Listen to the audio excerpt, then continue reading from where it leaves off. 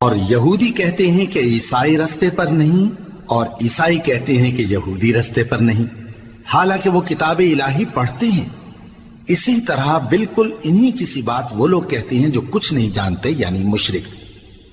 تو جس بات میں یہ لوگ اختلاف کر رہے ہیں، اللہ قیامت کے دن اس کا ان میں فیصلہ کر دے گا۔ اور اس سے بڑھ کر ظالم کون جو اللہ کی مسجدوں میں اللہ کے نام کا ذکر کیے جانے کو منع کرے اور ان کی ویرانی کے لیے کوشش کرے۔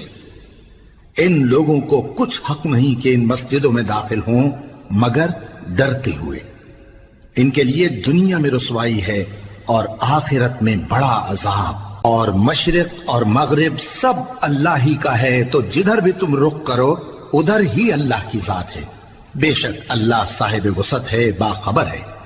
اور یہ لوگ اس بات کے قائل ہیں کہ اللہ اولاد رکھتا ہے۔ نہیں، وہ پاک ہے، بلکہ